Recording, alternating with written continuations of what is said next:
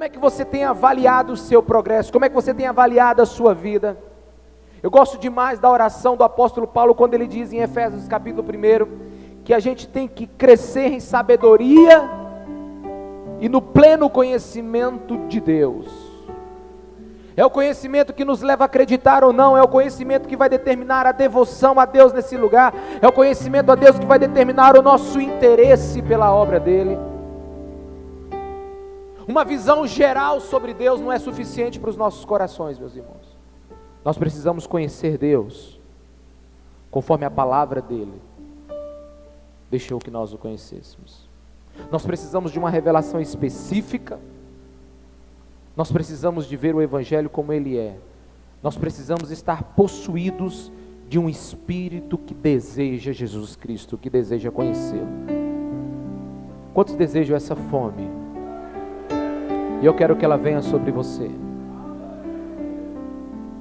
Que ele seja o primeiro e o último da sua vida. Que você deseje ele mais do que deseje o final desse ano, mais do que deseje que seu filho cresça, que você deseje ele. Eu declaro nesta igreja que o primeiro mandamento será estabelecido no vosso meio: amar a Deus acima de todas as coisas. Chegou o tempo da igreja brasileira viver um novo avivamento. Nós tivemos já o avivamento da adoração, nós tivemos o avivamento da prosperidade financeira, como chegou em nossas igrejas. Você não tem ideia como era ser igreja na década de 80 e 90, sons que nós tínhamos, os instrumentos que nós tínhamos, os lugares que nós tínhamos, os congressos que nós tínhamos, tudo era muito capenga, tudo era muito difícil. Como Deus nos abençoou nesses últimos anos. Mas o próximo avivamento agora, ele virá como um avivamento de paixão por Jesus Cristo, o Filho do Deus vivo, onde ele será o primeiro e o último do nosso coração. A Bíblia diz em Marcos 10, 17, quando Jesus ia saindo, um homem correu em sua direção e se pôs de joelhos diante dele. Ele lhe perguntou: bom mestre, o que farei para herdar a vida eterna? Respondeu-lhe Jesus: por que você me chama bom? Ninguém é bom a não ser um, que é Deus. Você conhece os mandamentos: não matarás, não adulterarás, não furtarás, não darás falsos testemunhos, nem enganarás ninguém, honrar o teu pai e a tua mãe. E ele declarou: mestre, a tudo isso tenho obedecido desde a minha adolescência. Jesus olhou para ele e o amou. Jesus olhou para ele e o amou. Falta-lhe uma coisa, disse ele: vá, vende tudo o que você possui e dê o primeiro aos pobres, e você terá um tesouro no céu. Depois venha e siga-me. Diante disso, ele ficou abatido, afastou-se triste, porque tinha muitas riquezas. A primeira coisa que eu quero lhe dizer desse texto, é que esse texto não fala de dinheiro. A primeira coisa que eu quero lhe dizer é que Jesus, ele quer nos levar para um lugar muito mais profundo. E é das primeiras vezes que eu li esse texto, eu fiquei muito tocado. Sabe por quê? Porque eu achei Jesus muito duro. Porque algumas palavras de Jesus, meus irmãos, são como sorvete. Você bota na boca, como elas descem gostoso. Você lembra quando Jesus falou com a mulher samaritana em João capítulo 4? Ela tinha 4 divórcios e tinha um amante. Os samaritanos eram inimigos dos judeus. Era como se um vascaíno tivesse entrado na torcida do Flamengo. Mas ali Jesus amou e disse assim: sabe qual é o teu problema, mulher? Porque você não tem a água da vida. Bebe de mim, que você não vai precisar mais de beber de tantas coisas desse mundo. Você já passou por 4 homens e o 5º ainda não é teu. Beba da água que eu tenho e você nunca mais terá sede. Jesus deu para ela algo maravilhoso. Você lembra do encontro em João 8? Com a mulher que foi pega em flagrante adultério? Jesus chega para aquele monte de fariseu e diz assim: quem não tem pecado, atire a primeira pedra. Jesus estava dizendo: quem tem santidade suficiente para apedrejar essa mulher e nunca errou, que faça agora? Jesus igualou aquela mulher com todos os homens que estavam ali. O único que podia apedrejá-la não desceu para apedrejar, mas desceu para salvá-la. Aí você fica: uau, esse Jesus é maravilhoso. Quando ele encontra com o cego Bartimeu, enfim, todas as As pessoas que Jesus chegou, as palavras foram doces, mas com esse homem foi diferente. Jesus, ele foi firme com esse homem, amoroso, mas firme. Então eu creio que outras palavras que Jesus tem para nós são como rapadura.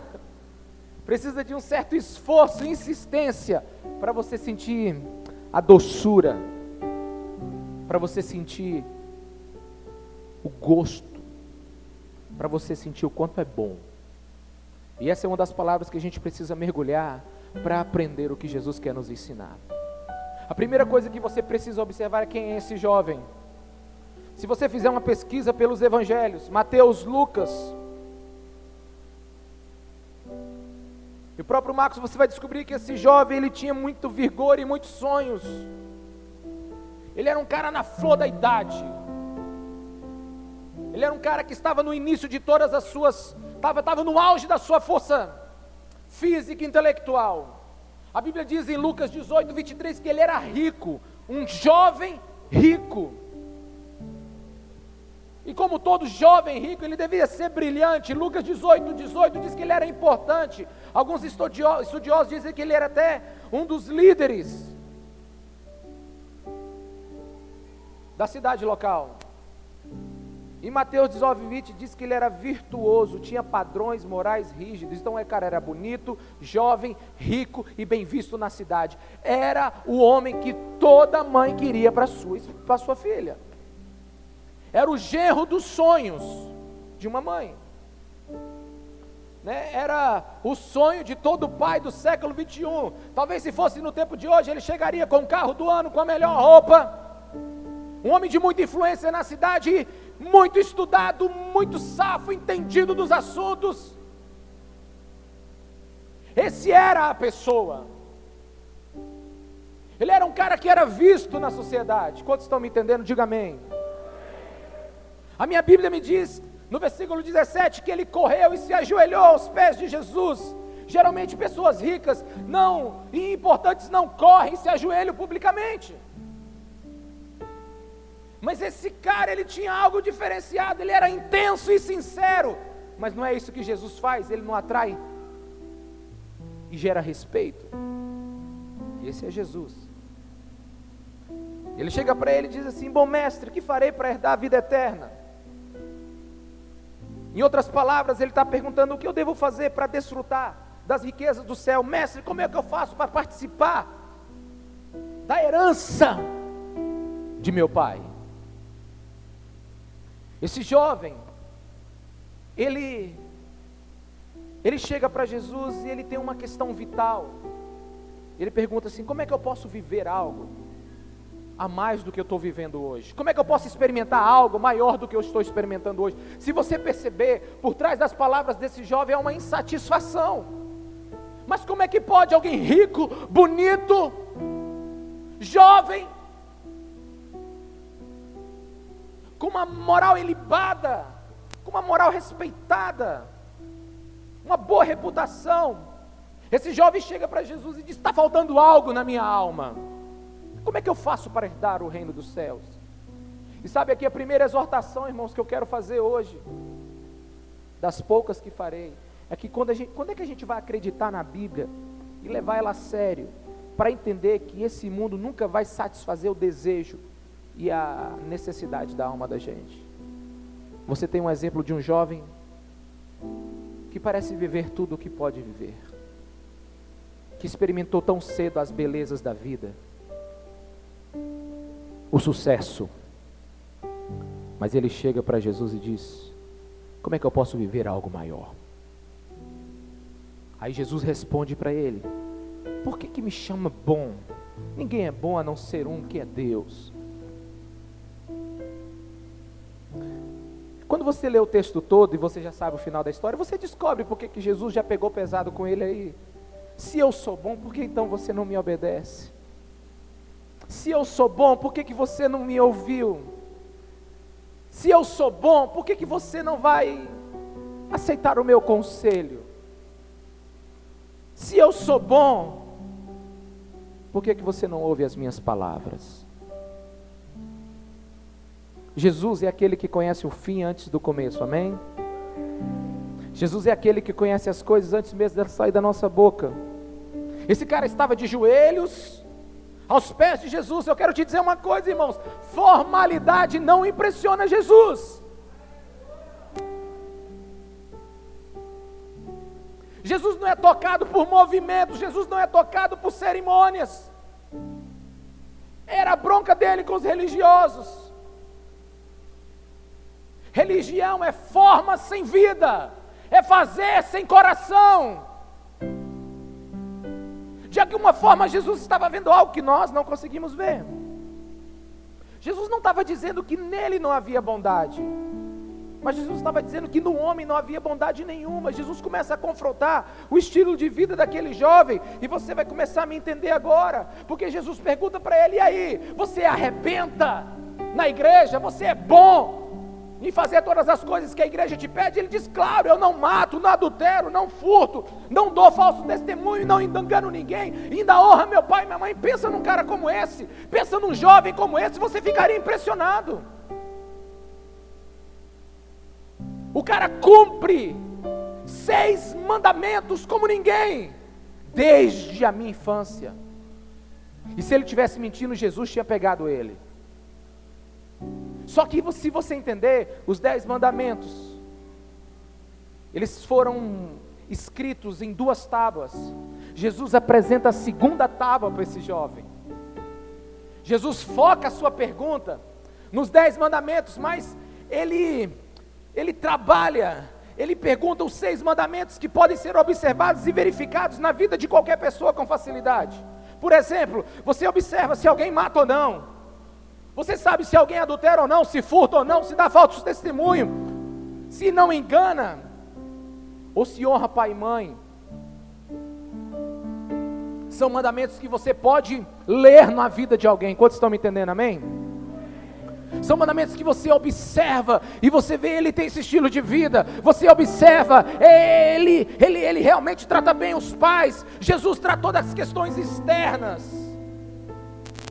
Jesus chega para ele e diz assim: olha, você faz tudo isso desde a adolescência. Aquele jovem era irrepreensível no seu exterior. Fala para o irmão do seu lado, do lado de fora, aquele jovem arrebentava. E se você estudar direitinho as ações desse jovem, era como se o texto quisesse nos dizer, ou penso eu aqui, que ele queria já uma resposta por aquilo que ele já era.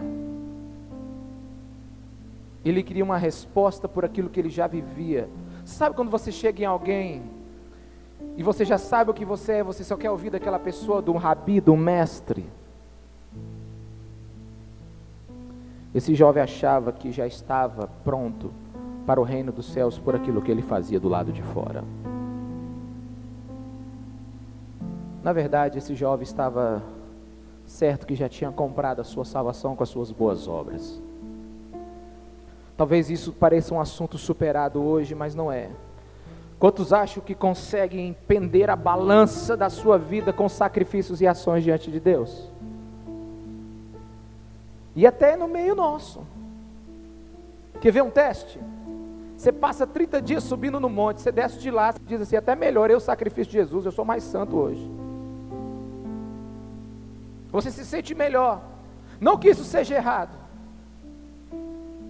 mas eu quero te dizer que tudo aquilo que nós temos de Deus ou vamos receber é pela graça e pela misericórdia do Altíssimo. Nosso Deus é um Deus que concluiu a obra para nós. Aquele jovem pergunta: como é que eu posso viver o reino dos céus? Como é que eu posso experimentar o reino dos céus? Como é que eu posso herdar o reino dos céus? Mas na verdade ele já achava que fazia tudo o que era necessário. E eu não estou falando de alguém fora da igreja, fora do contexto. Aquele jovem, no seu tempo ele era um bom crente.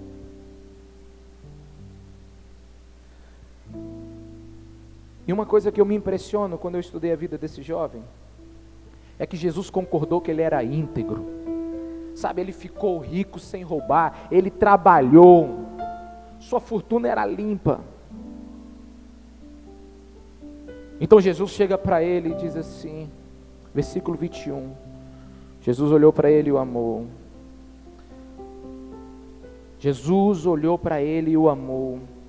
Irmãos, uma das coisas mais lindas é que essa palavra amor de Jesus, ela preenche o nosso ser, ela contagia a nossa vida.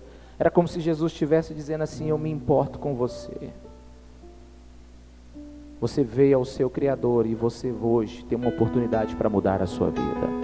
Jesus o amou. Sabe, toda palavra que Jesus disse, meu irmão, por mais dura que ela seja, toda palavra que Jesus disse, por mais, sabe, aquela vez que Jesus pegou o chicote e botou ordem no templo, quantos conhecem esse texto? Você consegue ver o mestre sentado, fazendo um chicote? Porque ele não tinha. Sabe, eu imagino Jesus sentado, fazendo um chicote, calmo,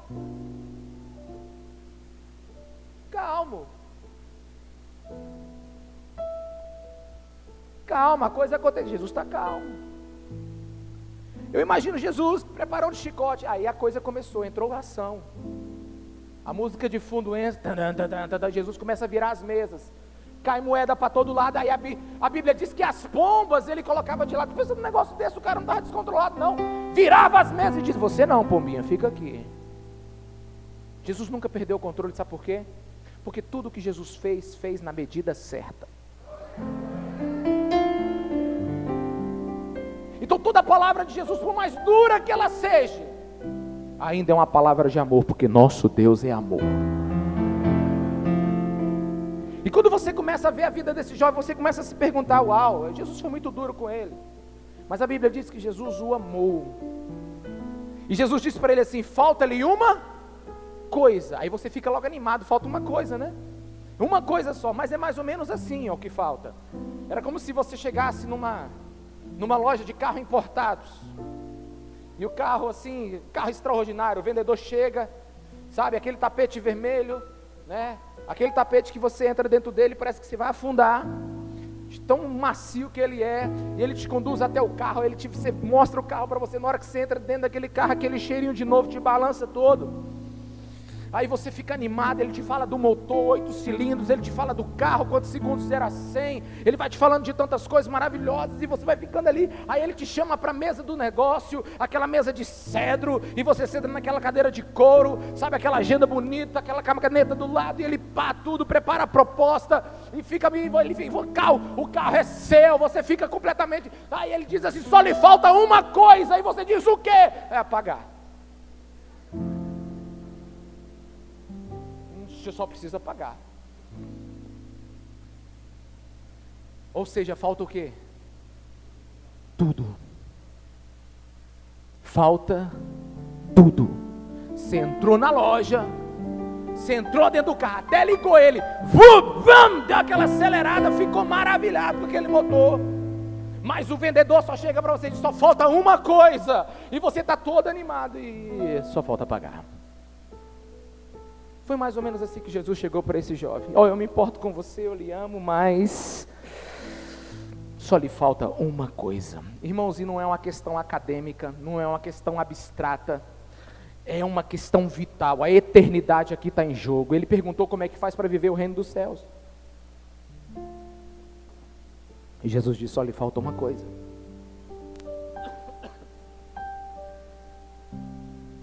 Sabe, Jesus consegue ver o nosso coração como ninguém. Eu tenho medo disso, irmãos. Porque se você conhecesse o meu coração, você não deixaria eu pregar aqui. Graças a Deus que você não sabe ler coração, irmão. Peça boa eu não sou. Existe uma graça e um Espírito Santo que restringe essa carne velha aqui. Porque se não fosse Ele, só eu e Deus sabem do que eu seria capaz de fazer. E de muitas coisas que eu fiz que os irmãos não têm nem ideia, que Jesus não me perdoou. Ele sabe quem eu sou. Jesus chega para aquele jovem, o amor, e diz assim: eu sei quem você é. Conheço o que preenche o seu coração, rapaz. Está de joelho nos meus pés, mas eu sei para onde você vai. Os meus olhos conseguem ver além de suas ações. Quantos estão me entendendo? Diga amém. Mas você sabe qual é a coisa dos olhos de Jesus? É que eles não são acusadores. Os olhos de Jesus são restauradores. Jesus vê além do barro. A gente consegue ver muito defeito nas pessoas. Aliás, nós somos clássicos em ver defeito nas pessoas. Nós só vemos o ponto sujo na parede, nunca vemos a parede inteira. Nunca temos um reboque para botar naquela parede, nunca temos uma tinta para colocar naquela parede. Jesus sempre vem com uma empresa de construção nas suas costas. Quando ele vê alguém, ele diz: além do barro tem a imagem aqui, e eu vou trabalhar na restauração dela. O meu Jesus, o seu Jesus, ele não veio para acusar basta o diabo e nós mesmos pela carne.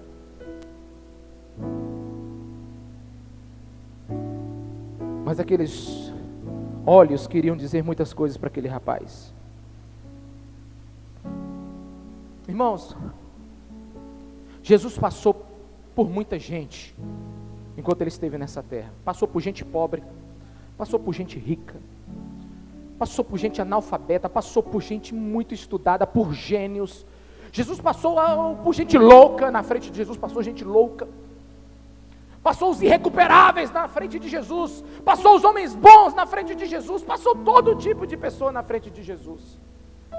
Mas para todas essas pessoas, Jesus encontrou algo no coração delas pelo qual valia morrer.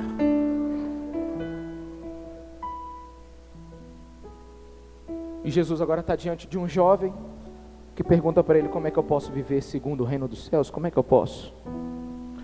Sabe, quando eu vejo uma pergunta de um jovem desse, porque eu já fui jovem, bem mais jovem, cheio de sonhos, achando que estava acertando em tudo, e de repente você cai em si, está faltando alguma coisa. Esse jovem, ele está falando assim: Jesus, me diz o que falta para me herdar o reino dos céus, e eu vou me adaptar, eu vou fazer, vou pagar o preço. Me diz o que eu preciso fazer para te seguir, que eu vou cumprir. Você não percebeu não que eu sou o cara? Eu não mato, não fumo, não bebo, não torço pro Vasco. Eu sou um cara completo. Eu posso ouvir um aleluia aí, irmão? Aleluia. Tá ligado na missão, irmão, ali, ó.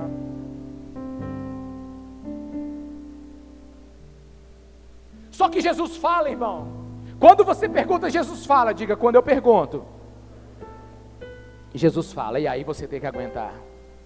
Porque Deus não consultou você para escrever a Bíblia, e Jesus não vai consultar a sua alma para falar para você. Ele vai falar o que você precisa. Jesus chega para esse jovem e diz o seguinte, versículo 21. Jesus só olhou para ele e o amor: falta-lhe uma coisa. E disse: vá, vende tudo que você possui e dê dinheiro aos pobres, e você terá um tesouro no céu. Depois venha e siga-me. Irmão, foi como um soco do Vitelbevó no estômago. Aquele jovem perde o chão, implode o seu mundo, a sua filosofia de vida. Jesus o destrói. Jesus vai bem no centro. Jesus toca onde ele não queria. Lembra que Jesus apresentou a segunda tábua? Não mate, não roube, honra teu pai, não engana,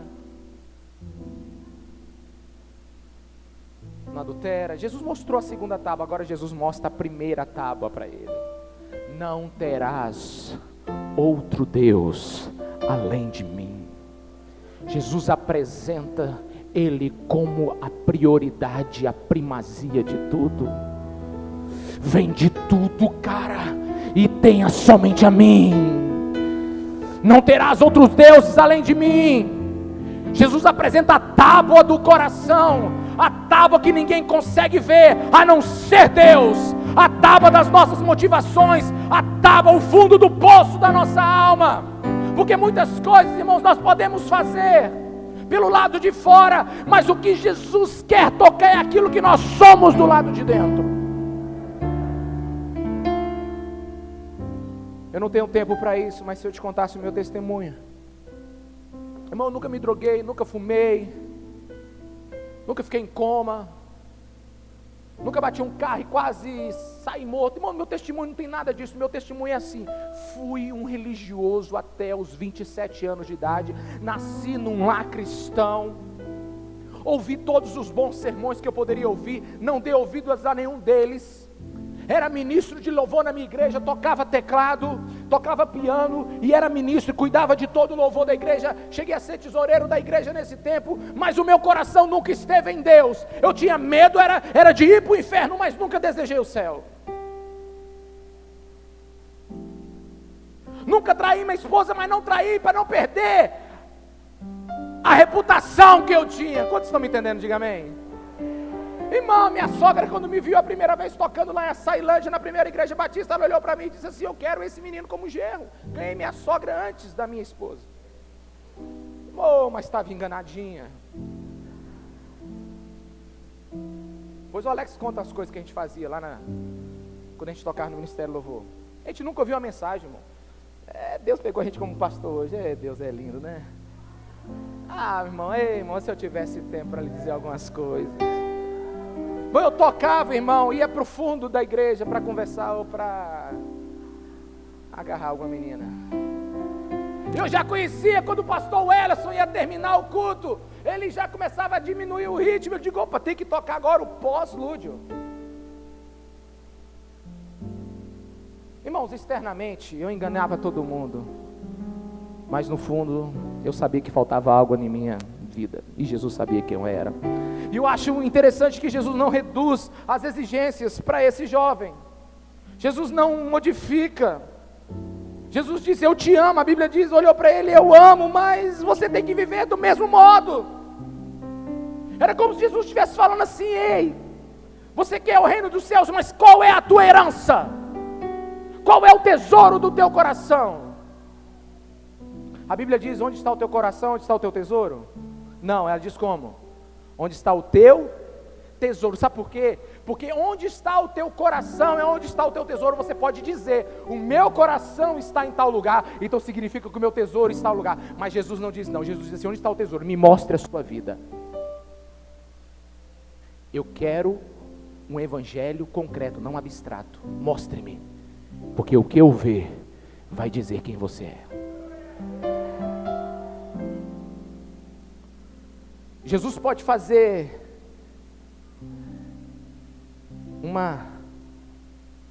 como é que fala aquele negócio que faz na empresa no final de ano?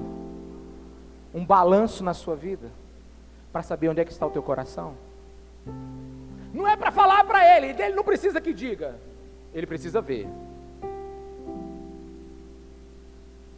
Chega desse evangelho abstrato: eu amo Deus, eu amo Deus. Não.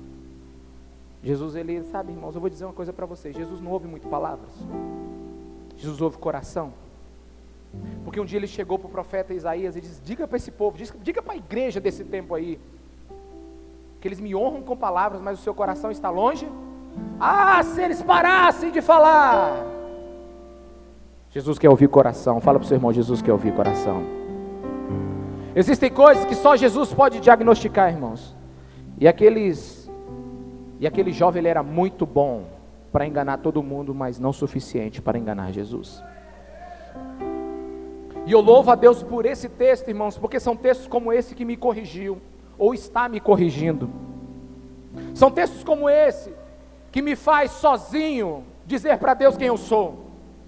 Porque ser alguma coisa no meio da igreja, olha o tanto de luz que tem aqui, irmãos, não dá para fazer muita coisa não. Eu gosto muito de uma frase que diz assim, ficar sentado num banco da igreja não te faz um crente, como ficar sentado na garagem da tua casa não te faz um carro.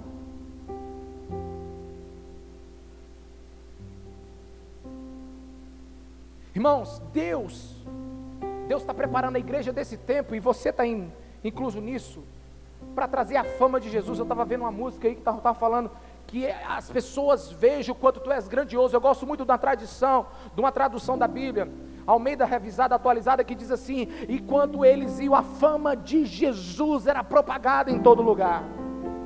Pense, irmão, nessa frase: a fama de Jesus.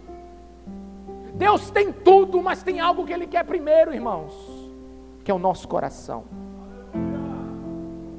A maior graça que o ser humano pode receber, o maior prêmio de um homem de Deus, é a presença de Deus. O maior bem que eu posso receber como cristão é amar aquele que me salvou. É preciso ter paixão em nossas palavras, é preciso ter coração em nossas palavras.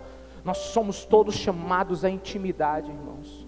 Nós somos todos chamados. Deus prefere você sem programas do que programas sem você. Sabe, teve um tempo lá na igreja que eu entrei em crise, todo mundo começou a ir embora, pastor. A juventude foi embora. E Deus começou a confortar meu coração. Porque eu fiquei em dúvida se eu começava a fazer alguns programas para trazer os jovens de volta. Ele disse, se você fizer programas, você vai ter que alimentar eles com programas. O programa é caro, você tem dinheiro? Eu digo, tá complicado, Jesus. Mas um dia eu ouvi, quem é que está indo? Pois é, Ricardo, eu prefiro você sem programas do que programas sem você, porque tem gente que vem para a igreja, irmãos, mas o coração não vem. Tem gente que vem para a igreja como eu fui durante 27 anos. Você consegue entender, irmãos, um advogado formado, com 5 pós-graduações, que escreve 100 páginas para um juiz, não saber falar 5 minutos de Jesus para ninguém com 27 anos de idade e nasceu dentro da igreja? Você sabe o que significa isso? É um atestado de burrice, sabe tudo que não interessa. Não sabe aquilo que é principal. E eu descobri, irmãos, que até os 27 anos, irmãos, se eu peco hoje, não imagino quanto eu pecava antes, não, por favor. E eu lutei contra os meus pecados durante muito tempo, irmãos. Eu lutei contra os meus pecados durante muito tempo. Quantos me dão 5 minutos aqui? Em nome de Jesus, 5 minutos. 5, 10, 15, 20, 25. Esse relógio está me oprimindo aqui, mas eu não vou... Presta atenção, irmãos. Você sabe o que eu fazia quando eu ia no hotel? Eu pegava o paletó e jogava em cima da televisão. Você sabe por que eu jogava em cima da televisão? Porque eu não sabia controlar o controle remoto. Você sabe o que eu fazia quando eu chegava nos hotéis para fazer as audiências? Eu desligava as televisões, pegava a Bíblia e abria. Você sabe o que eu fiz com o computador lá de casa, irmãos? Eu desliguei. Eu li um livro chamado A Batalha de Todo Homem, aconselho você a ler. Que ele diz assim, você precisa botar um sinal na sua cabeça, porque todo homem sabe quando está vindo uma mulher bonita. E eu estou dirigindo no carro, aí você já sabe que está vindo um negócio bonito do lado de lá, que faz assim, ó.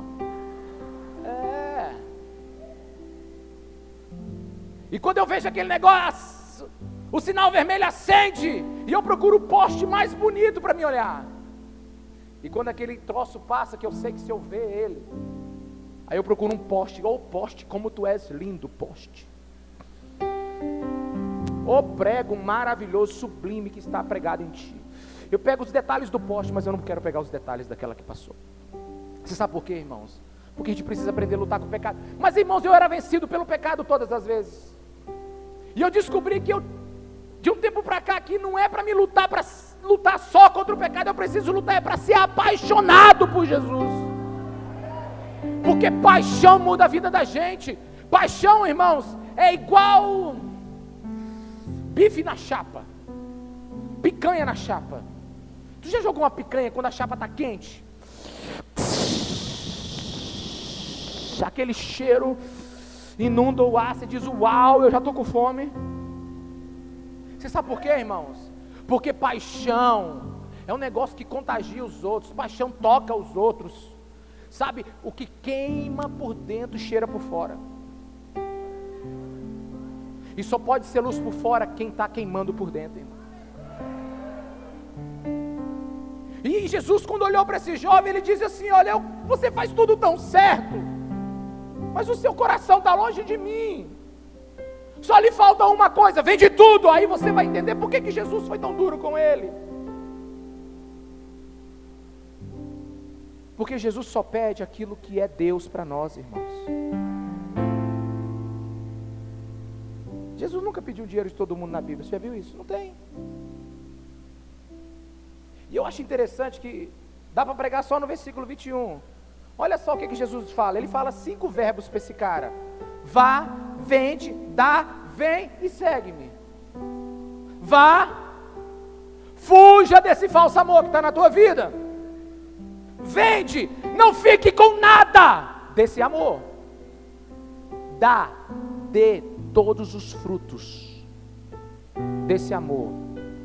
Mostre-me que você se arrependeu, dê frutos dignos de arrependimento. Vem, sem nada, apenas tendo a mim. Aí Jesus diz uma das palavras mais lindas: segue-me e vem descobrir o que é viver com Deus na terra. Prepare-se, porque você vai ver quem eu sou. Vá, vende, dá, vem, segue-me. 5 coisas. Jesus conversa com esse cara e diz: ó, daqui para frente é assim. Jesus está dizendo para ele: a sua fé está nas riquezas e não em mim. Quando você precisa de um Salvador, meu jovem, você não pensa em mim, nem na cruz, você pensa no seu dinheiro. E eu vou lhe dizer que isso é verdade, irmão. Eu já ganhei mais dinheiro. Uma vez um aluno na faculdade me perguntou, quando eu dava aula, dizia assim: pastor, professor, o que dá mais dinheiro? Ser professor, ser advogado ou ser pastor? Eu digo: infeliz. Não disse isso para ele, irmão. Eu falei assim: me pergunta o que dá mais prazer, que eu te respondo. É porque, pastor, porque professor, eu não gosto de religião. Eu digo: nem eu. Pensa numa coisa que eu gosto de religião. Mas o senhor não é pastor? Eu digo: pois é. Aí nós tivemos 1 hora de conversa ali, graças a Deus que Deus me deu aquela oportunidade.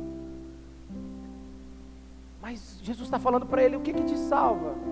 Porque, irmãos, eu não perguntava para Jesus quando eu ia viajar, porque eu tinha dinheiro, eu olhava para minha conta, paga a viagem. Quando eu queria, Deus te deu o carro, né? Eu não, eu comprava. Perguntava para Deus não. Quero dar um carro para minha esposa, ia lá e pagava. Você sabe por quê, irmãos? Porque a gente só pergunta para o Deus que é nosso. Quantos estão me entendendo, amém?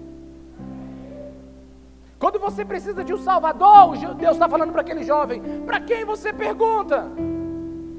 Agora, imagina Jesus chamando aquele jovem para o discipulado e dizer assim: ô meu jovem, eu quero que você se imagine agora sem suas casas, sem seu patrimônio, sem seus imóveis, sem um tostão furado, sem um dinheiro no bolso. Eu quero que você se imagine dessa maneira, somente tendo a mim. Consegue viver assim? Você consegue viver esse nível de renúncia? Vem de tudo, vem de tudo. Deus pobre, e depois siga-me. A Bíblia diz, versículo 22, diante disso ele ficou abatido e afastou-se triste, porque tinha muitas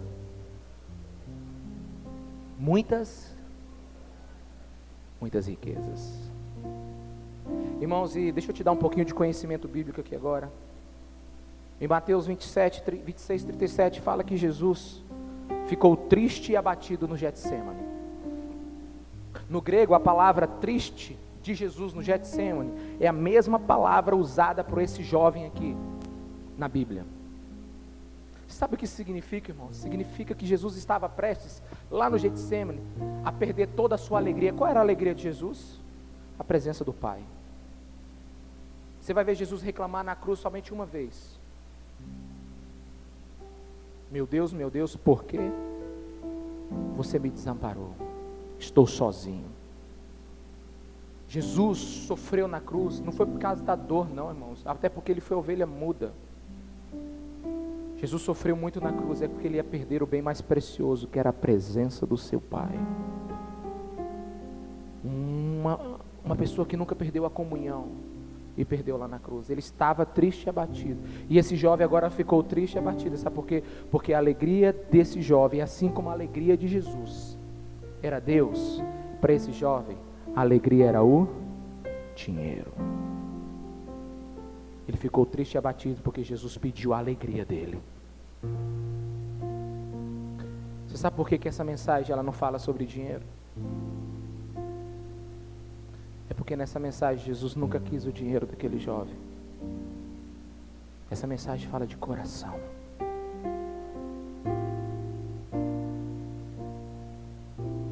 Jesus nunca quis o trabalho duro daquele jovem, o suor honesto.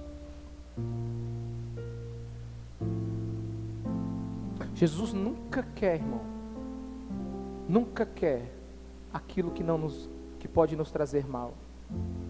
Nunca quer nos tirar aquilo que não vai nos ensinar algo. Jesus só pede aquilo que pode ser um empecilho para a gente viver totalmente em comunhão com Ele. E às vezes as maiores bênçãos que existem na Bíblia não foi quando Deus deu, foi quando Deus tomou. De todas as pessoas, irmãos, eu quero que você pense comigo agora. De todas as pessoas que chegaram aos pés de Jesus, esse foi o único que saiu pior do que chegou. O jovem rico foi o único que saiu pior do que chegou. E é interessante que ele foi o que chegou nas melhores condições perto de Jesus. A mulher que foi pega em flagrante adultério saiu perdoada. A samaritana saiu completamente transformada. O cego saiu vendo, o surdo saiu ouvindo. Jesus abriu mão de tudo por causa de nós. Nunca alguém tão grande se fez tão pequeno para que pequenos se tornassem tão grandes. Jesus olhou para aquele jovem e o amou.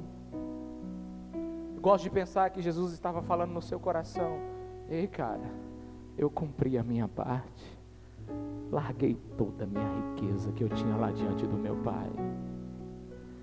Você não tem noção, eu sou o Rei da Glória,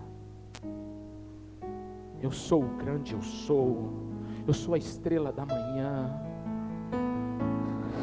eu criei todas as coisas e as sustento pela força da minha palavra.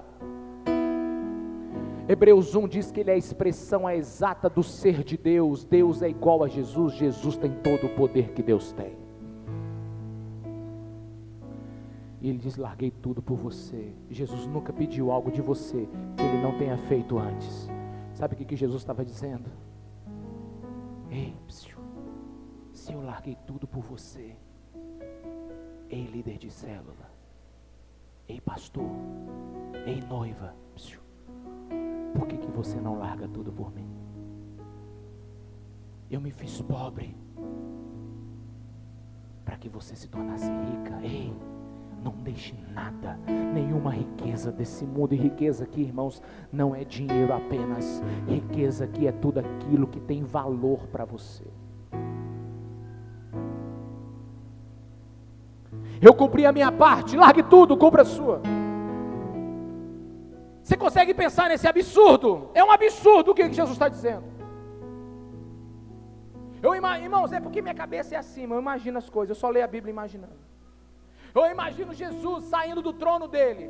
Você quer imaginar uma coisa, irmãos? Durante bilhões e bilhões e bilhões e bilhões e bilhões e bilhões e bilhões de anos, Jesus nunca saiu do seu trono para nada. Porque todas as coisas estavam em ordem. Quando tudo está em ordem, o rei não precisa se levantar. Mas agora, pife as criaturas, uma gentezinha chamada homem, humanidade, que ele criou superior a todos os outros, enfrenta Deus e peca. E então os anjos pensam que Jesus vai tirar o seu calibre 38 e Deus lá do seu trono, vamos acabar com esse povo, com essa gentinha. Mas não, ele sai do seu trono, vai tirando o seu manto real e começa a se esvaziar, sem poder, sem honra, sem glória. Os anjos pela primeira vez ficam olhando: o que é isso? Ele está tirando a sua coroa. Meu Deus, ele está se diminuindo, ele está diminuindo, ele está diminuindo. O que ele vai fazer? Ele entrou dentro de um ventre.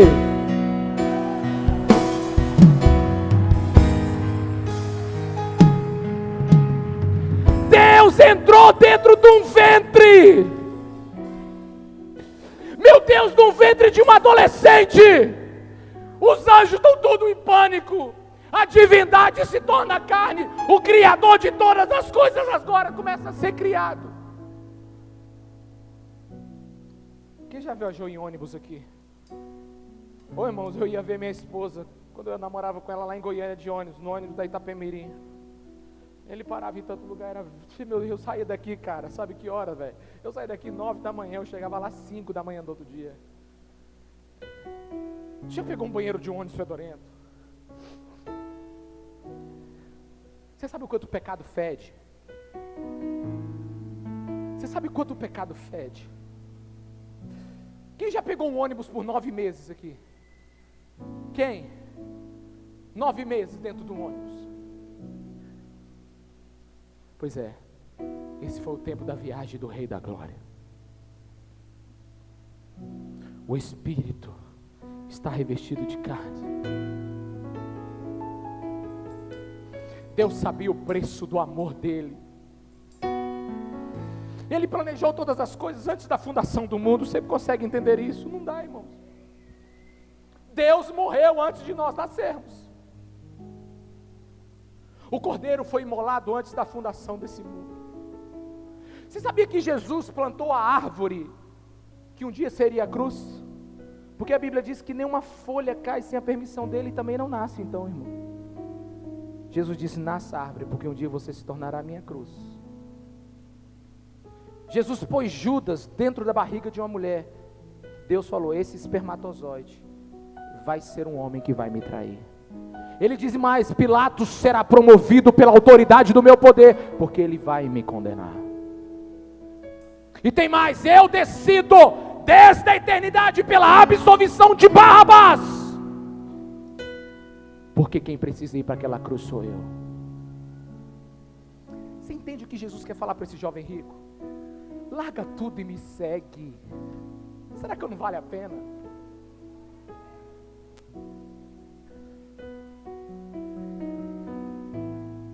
Será que eu não vale a pena? Irmão, você sabe uma coisa? Dá vontade de ser crente com um Jesus desse. Porque o meu Jesus, irmão, não é o Jesus pintado naquelas cruzes, que parece, sabe, que tem aquele blush do lado, com aquele olho azul, com aquele cabelo loiro, sabe, na chapinha. Não, o meu Jesus não é daquele jeito não, irmão. O meu Jesus é o Jesus que pisou nessa terra, que sofreu. O meu Jesus é aquele que ficou sem comer algumas noites. O meu Jesus é aquele que não tinha lugar para morar. O meu Jesus, o que eu creio, o que digo para os meus filhos, é aquele que tinha fogo nos olhos, é aquele que tinha sangue em suas mãos. O meu Jesus lutou por mim e lutou com as minhas armas. Ele não lutou com as armas de Deus. Jesus nunca convenceu um coração, irmão, sabia? Jesus nunca. Jesus não quer tomar o teu coração, Ele quer que você entregue. Se Jesus continuasse rico, num bom maranhense, a gente estava lascado. A gente continuaria pobre. Jesus abriu mão de todos os teus tesouros.